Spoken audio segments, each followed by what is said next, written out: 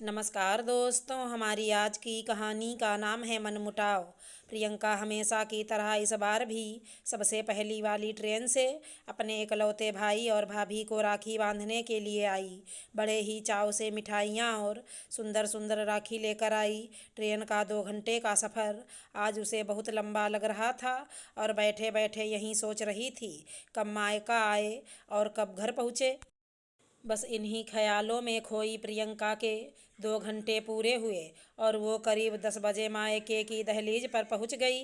प्रियंका ने आते ही इधर उधर नज़र दौड़ाई, लेकिन भाई भाभी और बच्चे कहीं भी नज़र नहीं आए। केवल बूढ़े माँ बाप ही घर में अकेले थे। माँ को पता था कि मेरी बेटी आने वाली है, इसलिए रसोई घर में मनोरमा जी अपनी बेटी का मनपसंद खाना कांपते हाथों से बना रही थीं। अरे माँ, आप रसोई घर में क्या कर रही हैं? भाभी जी कहाँ हैं? और भैया भी नहीं दिख रहे, प्रियंका ने अपनी माँ से कहा। अपनी बेटी प्रियंका को खुशी से बाहों में थामते हुए मनोरमा जी कहने लगीं, अपने मायके गई है बेटा राखी बांधने, बोल कर गई है कि दोपहर तक आ जाऊंगी। और तेरे भैया दफ्तर के किसी ज़रूरी काम से कहीं बाहर गए हैं, थोड़ा इंतज़ार कर लो, आती ही होगी तुम्हारी भाभी। और बच्चे भी साथ ही गए हैं, इसी शहर में ही तो है वैशाली का मायका, तुम थोड़ा आराम करो, तब तक आ जाएगी। मनोरमा जी ने अपनी बेटी से कहा, माँ, पिछली बार भी जब मैं आई थी तब भी भाभी जी मायके में ही थी और शाम तक आई थी। और इस बार भी, जबकि उनको पता है मैं आऊँगी उनको राखी बांधने, तब भी आपने ही मेरे लिए बीमार होते हुए भी खाना बनाया था। भाभी खाना बनाकर भी नहीं गई थी। शायद भाभी को मेरा यहाँ आना अब अच्छा नहीं लगता, प्रियंका ने दुखी मन से कहा।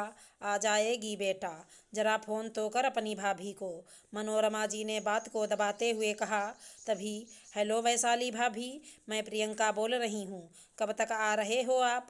मैं यहाँ कब से आपका इंतज़ार कर रही हूँ, जल्दी से आ जाओ, राखी बांध दूं, फिर शाम वाली ट्रेन से मुझे वापस भी तो जाना है, प्रियंका ने कहा। ननद रानी, मैंने तो अभी तक खाना भी नहीं खाया है, मेरे भतीजा भतीजी बहुत दिनों में मिले हैं मुझे मुझे आने में रात हो जाएगी। ऐसा करो, आप रिक्शा लेकर मेरे मायके ही आ जाओ, आपको घर का तो पता ही है, यहीं पर आकर राखी बांध देना। अच्छा तो अब मैं फ़ोन रखती हूँ, खाने का समय हो रहा है, वैशाली ने कहा।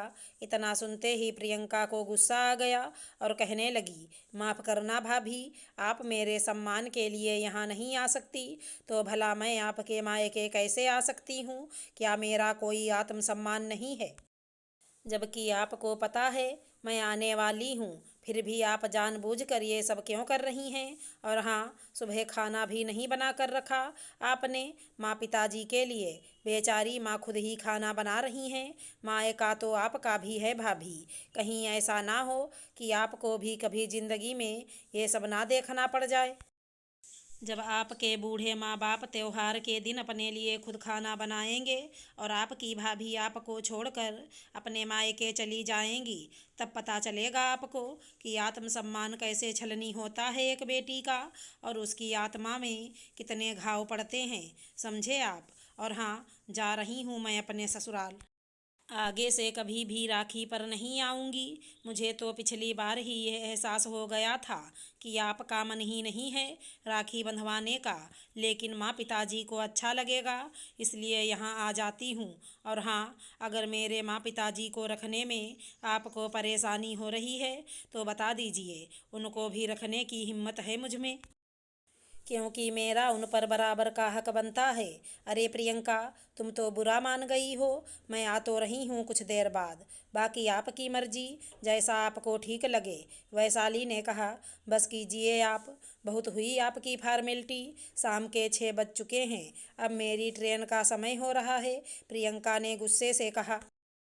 और जाते जाते प्रियंका अपने आंसू पोंछते हुए अपने माँ पिताजी से कहने लगी, जब भी आपको लगे कि भाई भाभी अब आपसे ऊब चुके हैं तो बेहिचक मुझे बता देना माँ पिताजी, मैं आपको उसी समय तैयार मिलूँगी, मैं फ़ोन करती रहूँगी आपको और आपसे मिलने भी आऊँगी जब तक आप हो, क्योंकि आपसे ही है अब मेरा मायका।